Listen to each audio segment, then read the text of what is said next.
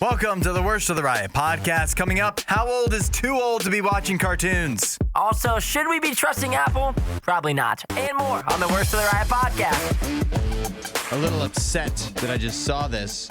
A company is offering somebody $2,000, and all that individual needs to do is watch all of the Best Picture nominees for the Oscars and predict the outcome of the broadcast. I'm already doing that. I'm doing it for free. Why would they pay me $2,000 when that's already something I'm working on? When you've already accomplished it. Yeah, pretty much. I've seen just about all of them. I got a few more to knock out, but I guess I'm not disqualified, right? You could still apply. I could still apply. The company is testcasino.com, and they want you to watch all 10 Oscar nominees for Best Picture. You need to rate each film in categories like emotional resonance, entertainment impact, memorability meter, creativity quotient, and social buzz score. Then you also have to predict the winners of all the major awards. And whoever they choose gets $2,000 plus a 65-inch 4K TV and a $500 DoorDash gift card.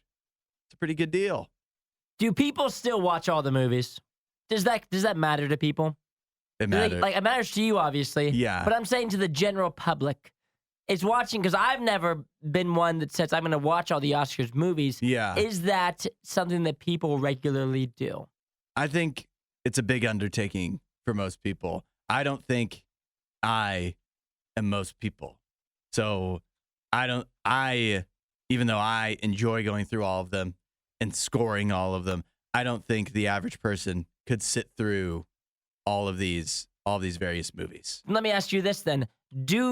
Does the movies being nominated for an Oscar, do you think that has lost some of its luster? With all of the Netflix stuff, there's so many options now. Do you think it's lost any of that, or do you think it's still strong? That matters to people. They'll pick the movie because of it. These are questions I should be asking you. You're the normal man when it comes to movies. I'm Mr. Oscars.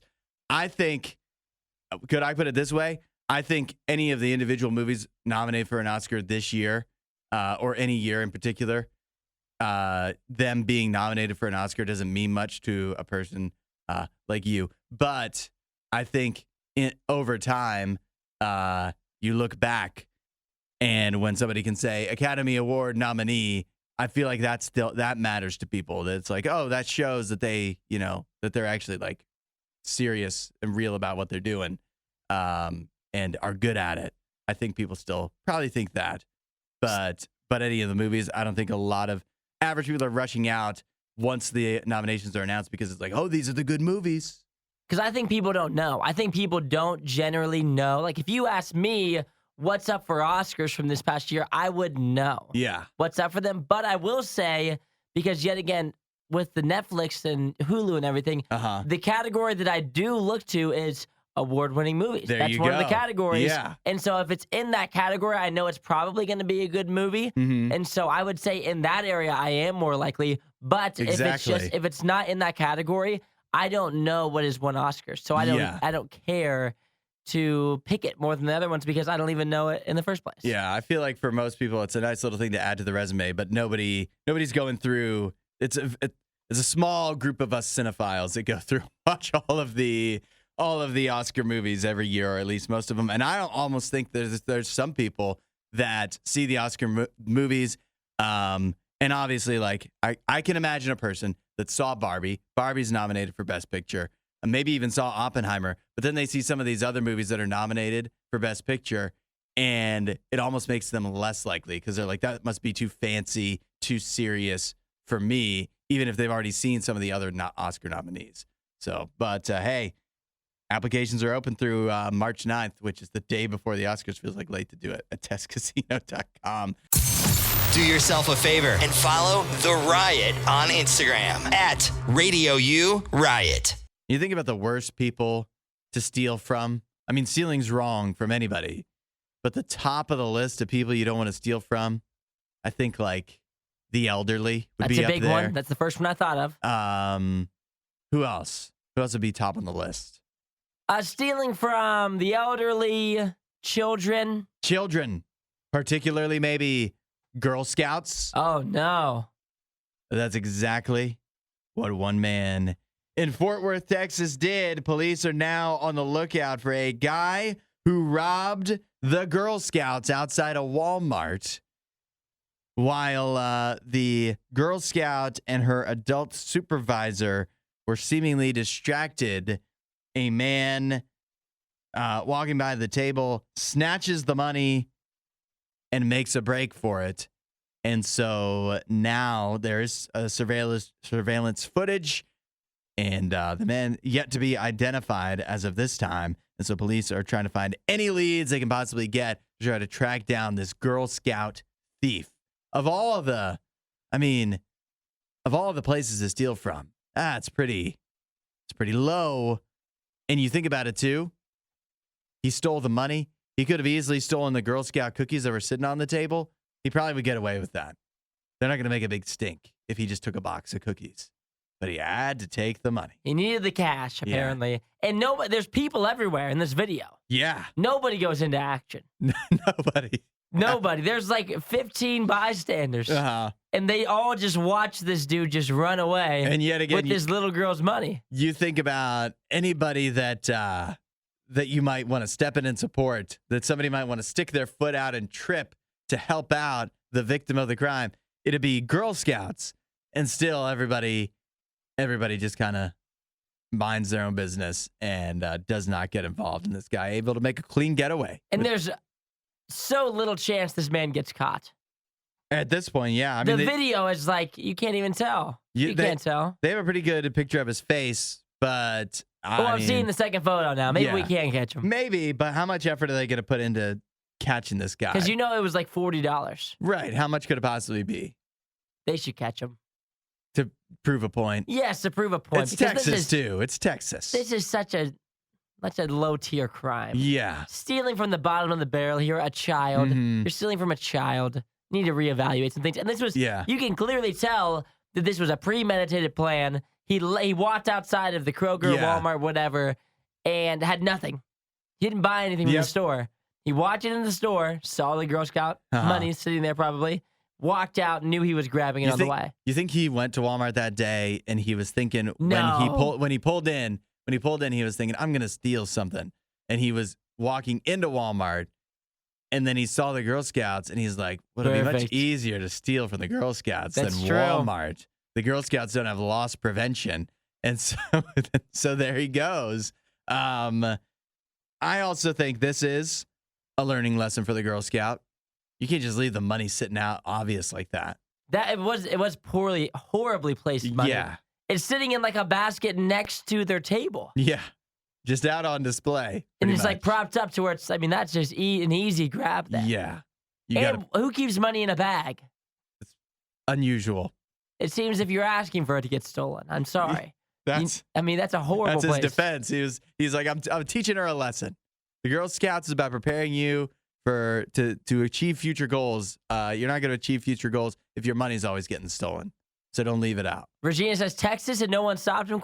I know. I'm just as shocked as you are. That's what I'm saying. If this was California, it'd be one thing. Nobody even did you know how sometimes people do a light jog after someone when they're confused as to what's happening. Yeah, nobody's people hey, are yelling. Hey, wait. Yeah, no one even stepped towards him. You get back here. Yeah, nobody. Nothing. No reaction. There were people bystanding. They just continued their conversation. Didn't even turn a shoulder. The only thing Isaiah loves more than the riot is himself. Someone who probably still lives with his mother and hates himself. You're listening to The Riot on RadioU. One of your electronic accessories, say maybe, I don't know, iPhone gets wet, and so you put it in a bag or a bowl of rice.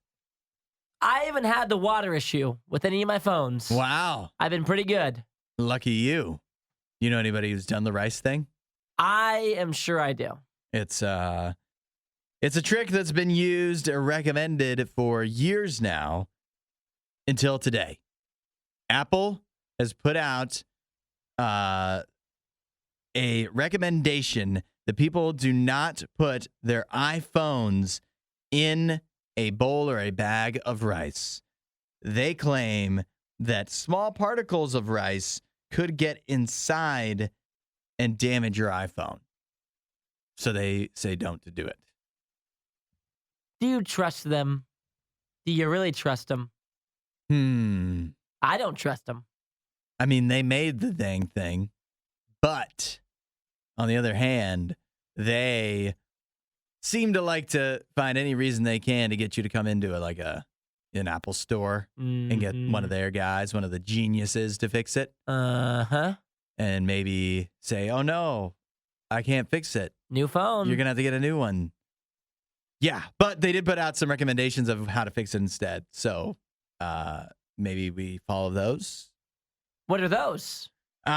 They say that if your iPhone or charging connector get wet, first of all, unplug, obviously. Secondly, thank you, Apple. Tap your iPhone gently against your hand with the connector facing down to remove excess liquid. Leave your iPhone in a dry area with some airflow. Allow at least 30 minutes. Try charging with a Lightning or USB-C. USB-C. Can we cut and start over? A charging cable. Goodness. The accessory. If you see the alert again that says the phone can't charge, then there must still be liquid in the connector or under the pin of your cable. Leave your iPhone in a dry area with some airflow for up to 1 day. You can try again to charge or connect an accessory throughout this period. It might take up to 24 hours to All right, I'm dry. over their stuff. Yeah. This is all crap information. I don't Yeah, trust they don't these. have any I don't trust them. additional 0% trust them. They say no rice. They also say don't try to heat up the phone. Some people say you're supposed to do that.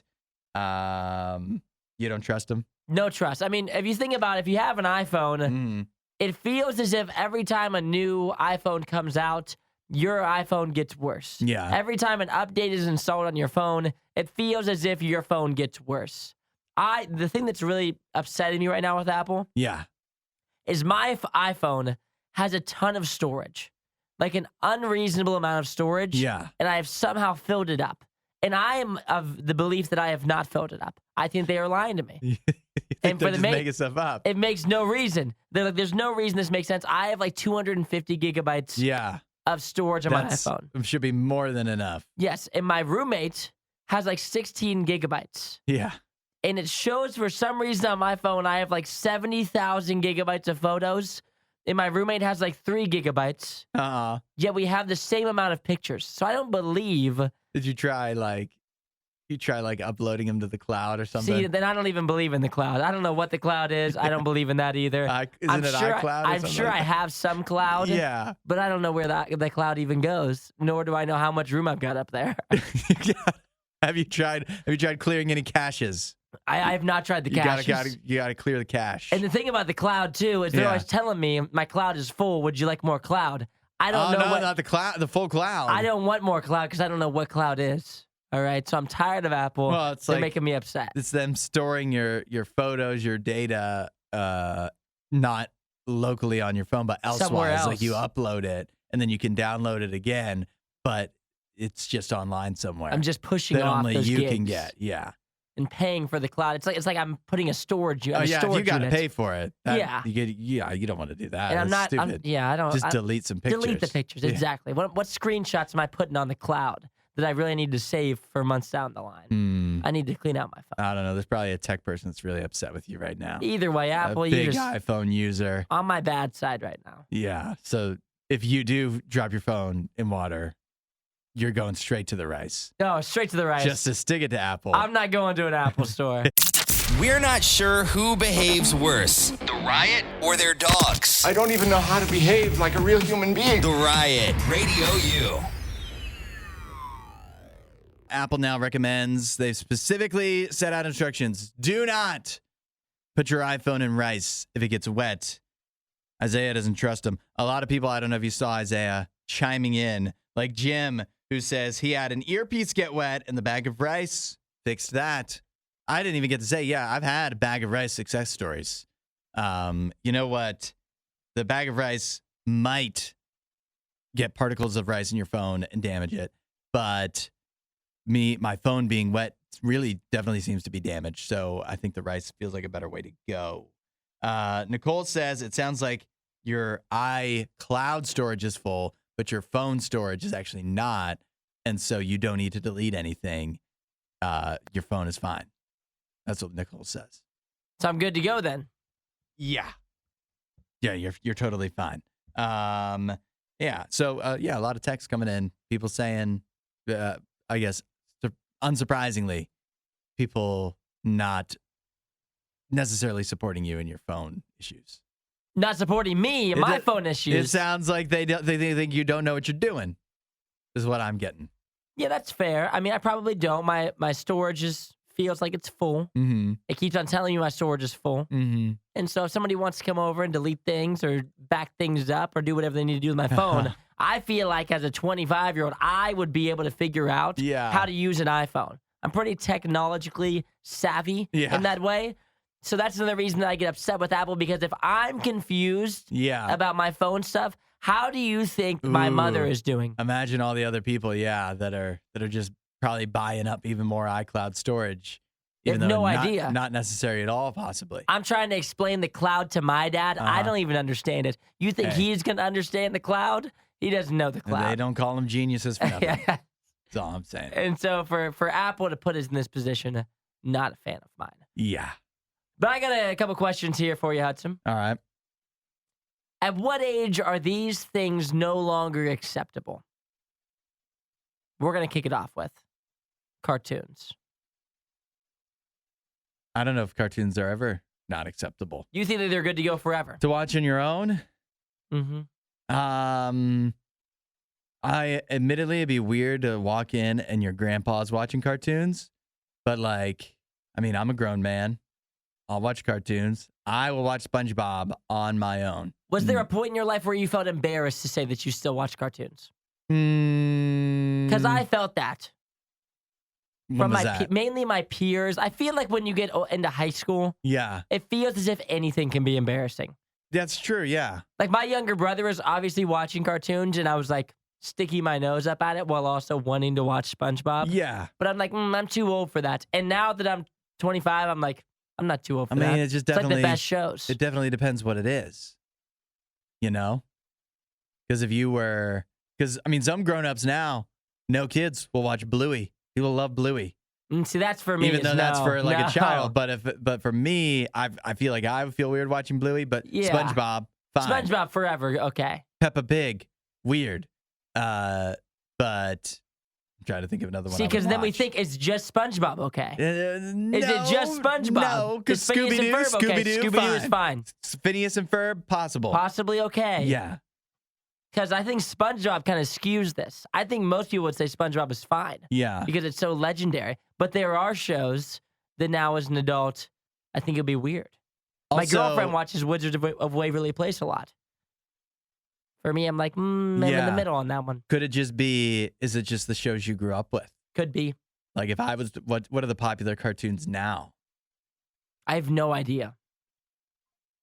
Me neither. Exactly, so we don't watch them.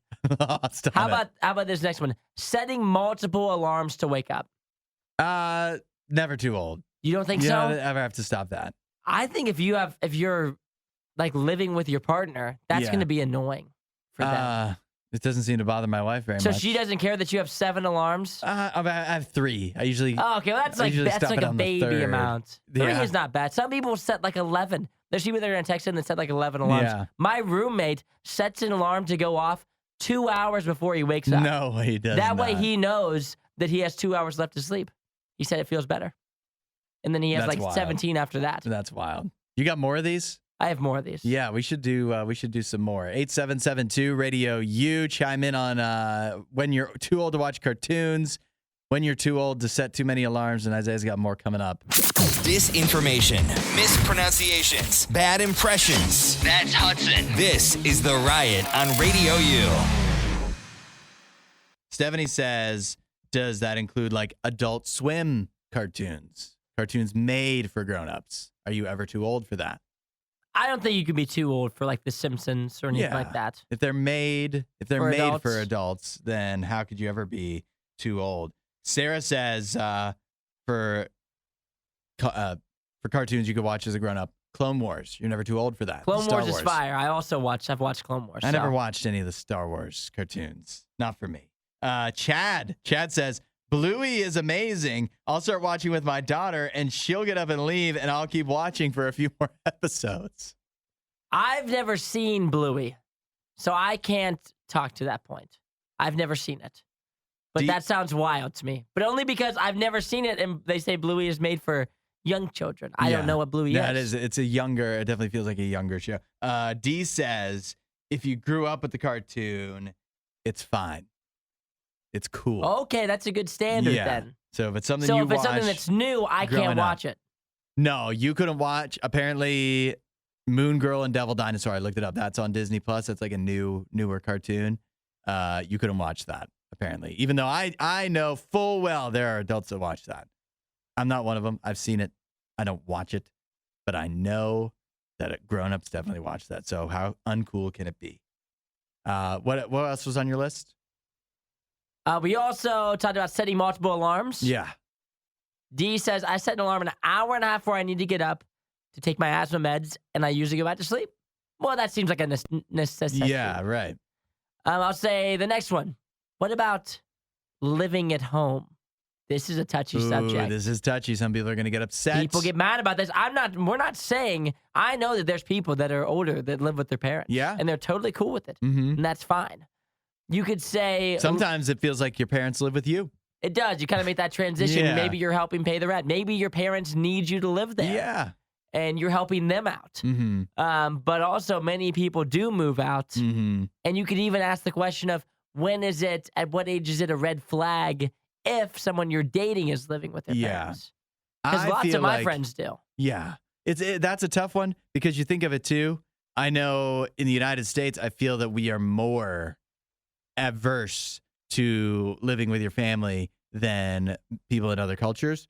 But to me, I feel like this is generous. I feel like 25, 26, because that's the age you can not be on their health insurance. Like at that point, you're fully adult in every sense. You can't be on their health insurance anymore. It feels like you shouldn't be in their house unless you have a pretty good reason for it. I'm thinking 30. 30? Yeah. Because I know many of my friends live at home. If I didn't have my dog, Jim, I would live at home right now. No shot I wouldn't. I mean, especially for like the people that like most people, I think if you're trying to move into your own place, you need to be at least at a good point with like any kind of like student debt if you have that from college. Yeah. I've been out of college for 3 years. So most people don't have their student debt under control for almost until they're much later than that. So I think 30 is like you're starting to get to the point where you're like, all right, this probably could be a red flag now. Yeah. If you're dating, not that I think there's anything wrong with 30, but I think that's probably where I would be. Yeah. What about staying up late at night? When is that? I don't know. That's another one. I don't think there's an age that's too old to stay up late. I can't stay up late. But if you could, wouldn't you? I can't. No. I can't stay up late. Even on the weekends, I can't do it anymore. It could be partly because of just how this job has affected me, waking up so early during the week. But if you are capable of staying up late and functioning, like, what's the problem with that? See, I think I value sleep too much now. Yeah. I'm not willing to be tired. I know we like it. I like sleeping, but I also wish I could stay up late. So I wish every once in a while, once a week, once a month, that I could have a night where I make it past midnight would be fun. I don't find the joy in it anymore. Yeah. In the staying up past midnight. I can't make it up past midnight if I'm not doing anything with my friends. If I'm staying at home, I'm going to bed before 11 o'clock. I can't. I just won't be able to function the next day. Yeah. Final one. Dressing like an adult. At what age? I've seen a lot of girls talking about this on TikTok, how they want to dress more ladylike. They're saying, how much longer can I wear tank tops for? How much longer can I wear these certain outfits that people would determine not as an adult-like outfit?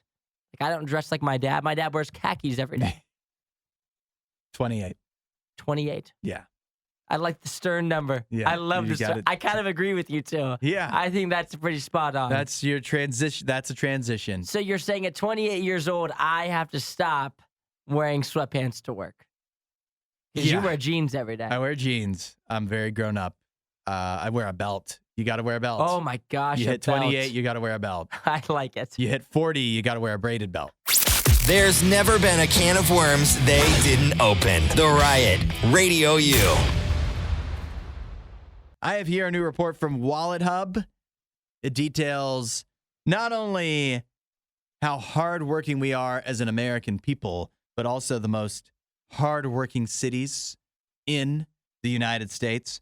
Before I get to the cities, get this, Isaiah. The average American worker works 1,811 hours per year. Think about that.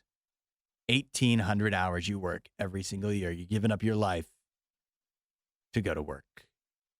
That's a lot of hours. It feels like a lot of hours when you add it all up like that, which, by the way, is far more than workers in countries like Japan, the United Kingdom. Don't even tell me. And I don't Germany, even want to know. which is crazy because Japan, I always feel like they work so hard in Japan.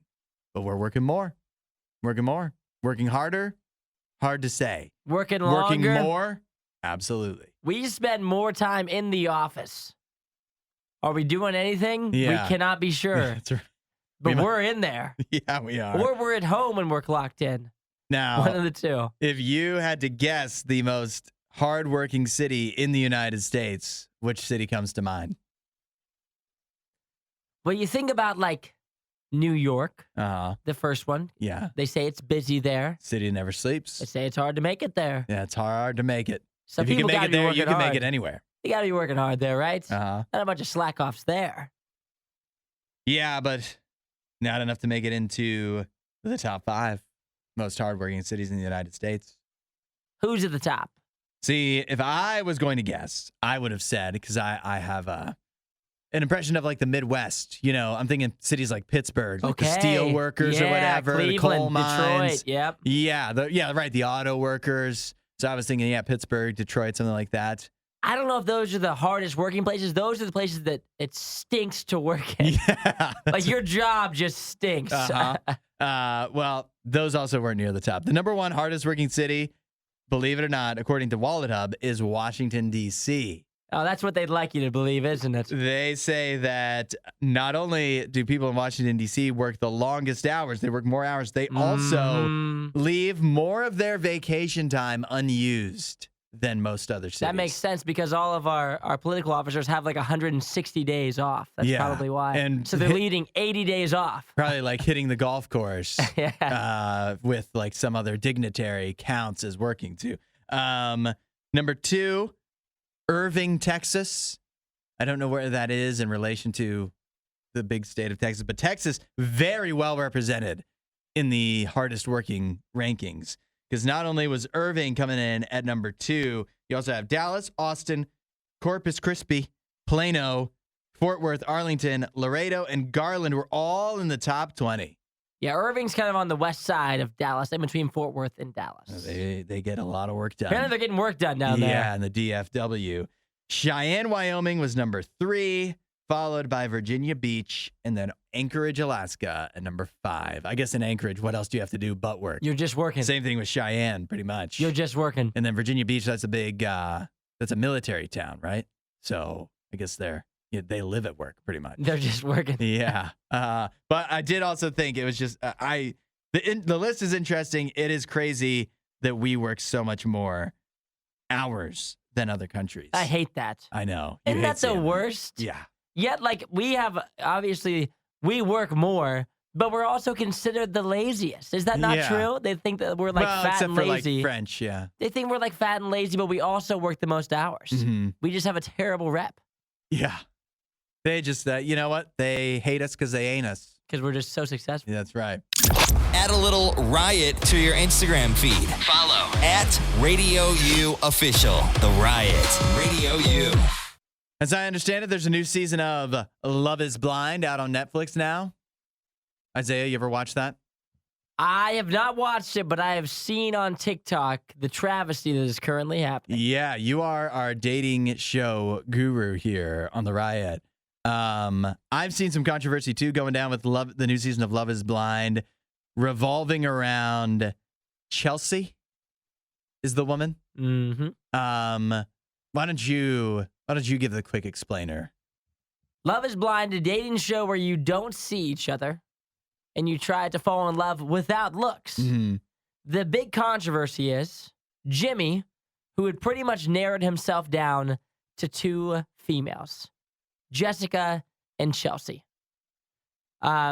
He was on the phone because they pretty much talk. It's pretty much like a phone call, but they talk. Yeah. And one of the conversations that Chelsea and Jimmy were having, Chelsea said, "Have you ever heard anybody looking like you, like a celebrity lookalike? Do you have a celebrity lookalike?" Yeah. She brought it up. Oh. And Jimmy said, "Nobody. I don't really have one." It feels like that's bending the rules of Love is Blind, anyways. Doesn't it? And then when he asked Chelsea, "Well, do you have one in mind? Like a look that you have, a celebrity?" And she said, which is a great question because she brought it up for a reason. Yeah, exactly. So he could turn right back around. Yeah. Chelsea says, "I don't know if it's his wife or his girlfriend, but it's Machine Gun Kelly's significant other," as if she doesn't know the name. Yeah, the celebrity you supposedly look like. The people tell you. Yeah. Yeah, if everybody told you look like Machine Gun Kelly's girlfriend. Which, of course, that's what people say. Which, of course, is one of the most well-known, beautiful people on planet Earth, which is Megan Fox. And she's even said, she tried to play it off by saying, "I mean, I don't really see it. I think it's just like the eye color and the hair. Like, I don't see it, but people have told me that." Yeah. So, of course, Jimmy's on the other side. And so he now thinks that Chelsea looks like Megan Fox, which is wild. Because, yet again, Megan Fox, well known as being one of the more attractive people on Earth. Yeah. He cuts it off with the other girl, Jessica, who more so resembles Megan Fox than Chelsea does. And needless to say, Chelsea and Jimmy do get to see each other face to face. Chelsea does not resemble Megan Fox. Jimmy is shocked. It looks like Chelsea has responded to the controversy. She acknowledged that she doesn't look that much like Megan Fox. She's getting crushed. Yeah, she is. She's getting crushed. But now, hearing the whole story, it's tough on her because she's the one who brought this whole thing up. In Love is Blind, come on, just don't even do that. It's against the spirit of the game. But just strictly speaking, if somebody had never seen you, because we're on the radio, a lot of people haven't seen you. If you were to say which celebrity you looked like, it would be unfair because you can't. Almost all celebrities, unbelievably attractive compared to the average person. So if you compare yourself to any of them, you're going to sound more attractive than you actually probably are. Yeah, when they see you in person, it's going to be a letdown. Right. Like, no matter who you say, it's going to be a letdown. Unless I say, even if I said I look like Danny DeVito, that's what people say to me. Even that would be a letdown to people if they saw me in person. But, who I truly look like, would you... Danny DeVito. What I've said past is Shia LaBeouf. Justin Timberlake, if I shaved, maybe Justin Timberlake and, had shorter hair. I like Shia LaBeouf. Yeah, that's selling myself way too high based off of what I actually look like. But if I had to compare myself to celebrities, that's who it would be. But then that's setting unreal when you meet in person, yeah. Nobody's going to be like, wow, you're just as attractive as Shia LaBeouf. And also, the comparison to Megan Fox, wild choice. Yeah. Like, that's like picking the most attractive guy I can think of. Yeah. That has brown hair. Right. And saying, I would like him. It would be wrong. Yeah. It's a little different for her, but it'd be like if we said we look like Jason Momoa. Jason. Yeah. People have said, I don't know his name. People say we look like. I don't see it. I don't see it at all. I think it's just probably the eye color, but Jason, Aquaman. People say we look like Aquaman. A lot of people say that I look like Chris Evans. Yeah. I don't see it, but that's just what they say. Not like the Chris, like obviously Captain America, Chris Evans. But like the Chris Evans, like before he transforms into character. His head is CGI'd onto the tiny body. That part. Yeah, tough look here. And I will say, if you squinted your eyes the right way, Chelsea does have some things that resemble Megan Fox. Mm-hmm. Hudson is the maple syrup, and Isaiah is the power protein flapjack. This is The Riot on Radio U. Would you rather Wednesday? The question today coming from Tony, who said, would you rather have front row seats for an artist you've never heard of or be in the nosebleeds for an artist you love? People are chiming in with their answers. Bailey says, the issue for me is that the front row seats usually have horrible sound experience. At least in the back, you're getting a better sonic experience, even if you can't see the artist as well. So Bailey really focusing on the sound of everything. Well, I'm a big fan of audio. Yeah. As a radio guy. You're an audiophile. Susanna says, nosebleeds, no doubt. Concerts are so much better when you know all the songs. That's so true. When that you want to sing very along. True. Regina also, nosebleeds. That's where I was for Carrie Underwood, and it was still an absolutely amazing show. Love that. Yeah. Love some Carrie Underwood. Jaden says, the safe choice is the nosebleeds, but I'm feeling risky. Give me the front row. See who we get. It's like kind of a roll of the dice. Who will the artist be? You don't know until they walk out on the stage. Yeah, I like that. I like a nice little surprise. Chloe says, nosebleeds, definitely. If I can't sing a song that I know at a concert, it's just a loud place. That's very true. Yeah. And then D texting in, I'm going to go nosebleeds and assume it's one of my bucket list people that I have yet to see in concert. Love it. She pointed out George Strait is beautiful. A big, lots of country artists making an appearance today on The Riot. What are you thinking? I am slightly leaning towards the nosebleeds, but I have a hard time doing it. Yeah. I like being able to sing the songs at concerts. That's a very important factor for me. Yeah. I've been at concerts where I'm not able to sing. I like to sing. Mm-hmm. And so if I can't sing, then I feel like I'm not getting the full experience. Mm-hmm. But I will say, depending on the venue, the nosebleeds can sometimes be horrible. Yeah. I've been at concerts where it's in like a stadium or an arena. Yeah. And if you're in the very back, you feel as if, even if you're with your friends, you feel as if you're so far away. Yes. So how enjoyable is it? That's what I'm thinking. See, I think to me it depends totally on the genre. So I really wish I knew the genre of the artist in question. Even if I don't know the artist specifically, I'd like to know. Let's say this. Let's say if it's, I love The Devil Wears Prada, Silent Planet.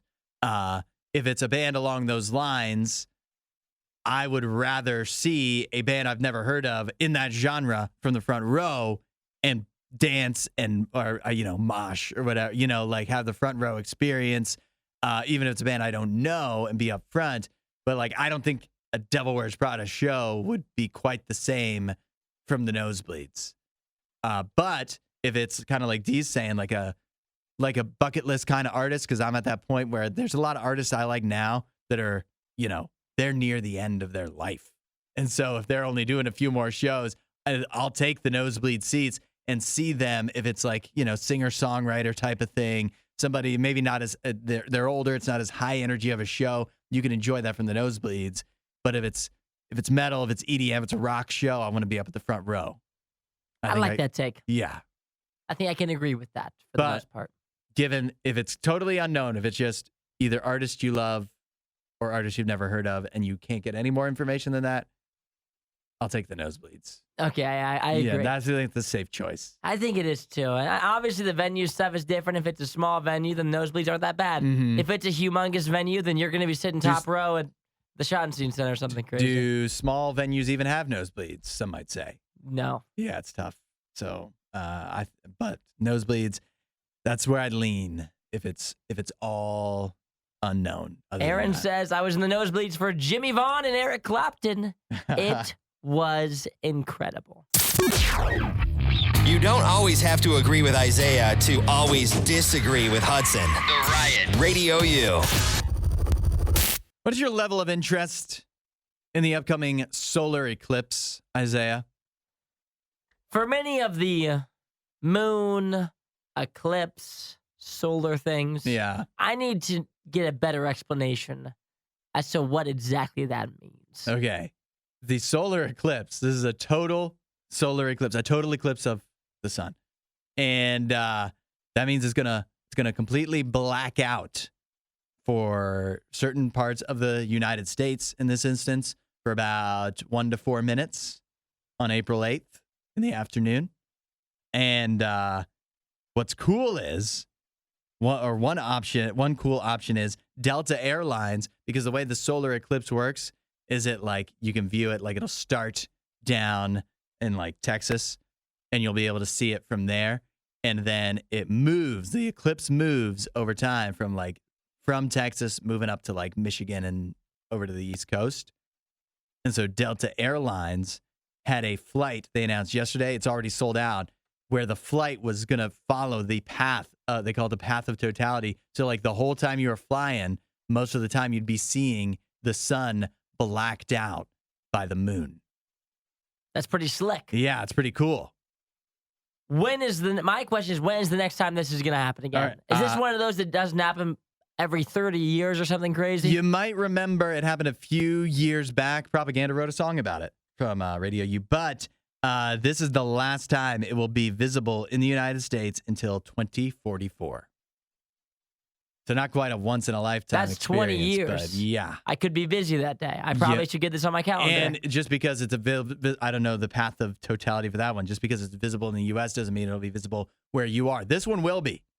You won't have to go far out of your way. Then I'm going to watch it. You're going to watch it. You need I'm locked in. Lock me in now. You I'm need watching. special glasses. No, I don't want special glasses. You need special glasses. How much do those cost? Is NASA selling me those? If so, I don't want them. The library is giving them away for free. Well, the library. Yeah, you can gotta always go to the count library. on the library. Yeah, I know. For COVID tests and special glasses. Now, are these special glasses like sunglasses? Are these like special solar eclipse glasses? They're special. How special? They're special for the eclipse. Because like people say, don't stare at the sun. Yep.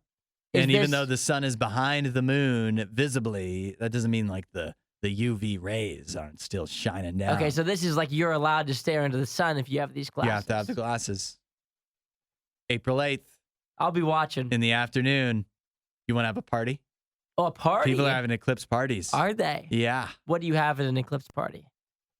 I don't know. Like midday snacks? I feel like nachos. Nachos is good. Yeah. Pigs in a blanket. You don't want a full meal. More appetizers.